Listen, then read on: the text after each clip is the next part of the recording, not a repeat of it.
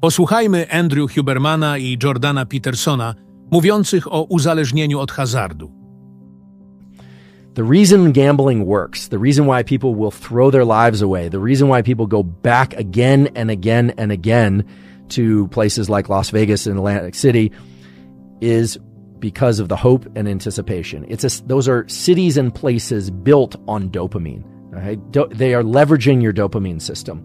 And I realize that there are experienced gamblers. There are people that enjoy gambling. I'll actually just say, I like sitting at the roulette table. I always take a designated amount of money. It's not much. I enjoy playing a little bit of roulette.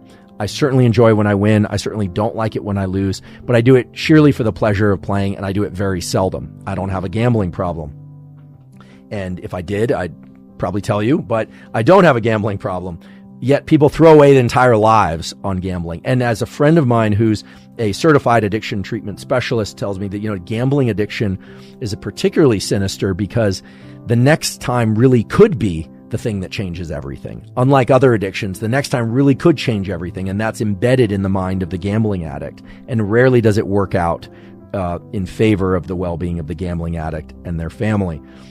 However, the intermittent reinforcement schedule was discovered long ago by scientific researchers. So this is the slot machine that every once in a while gives you a win to keep you playing. This is the probability of winning on the craps table or the roulette table or at blackjack just often enough that you're willing to buy tickets, head out there, play again, go downstairs again from your room even though you swore you were done for the night. Intermittent reinforcement is the most powerful form of dopamine reward schedule to keep you doing something. Posłuchajmy teraz Jordana Petersona, znanego psychoterapeuty, co ma do powiedzenia na temat uzależnienia od hazardu i ludzkiej psychiki. Most of the neurochemicals that your brain produces that are associated with the kind of pleasure that people really like, which is like, for example, the kind of pleasure that drugs like cocaine produce, are produced by risky behavior that has the potential for high return. We like that sort of thing. And people are wired so that they're more responsive to the probability of something good happening than even to the good thing. So, for example, we know that if people win the lottery, a year later, they're about the same as they were. No better, no worse. So, actually winning all that money has a limited long-term impact on their happiness. That's probably more determined by their trait temperament. But the lead up to the good event, that's the exciting part. It might happen. That's excitement. And that's produced by, like gambling will produce that, especially for some people, because some people are really susceptible to that kind of reward. Everyone's susceptible to it to some degree, and that can be manipulated. And that's what slot machines do. Like slot machines manipulate the human propensity to engage in a certain kind of gambling behavior.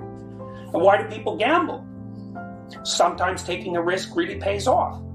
And not taking a risk is also a risk. So there's no way out of risk. It's gamble one way or another. Just like a lottery ticket winner. What are they paying for? They're paying for the fun that's associated with the anticipation of the reward.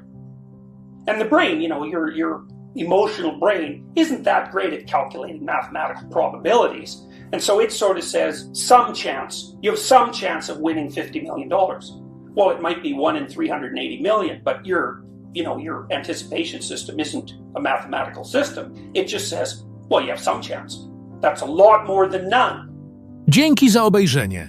Polajkuj i zasubskrybuj, by nie przegapić kolejnych filmów.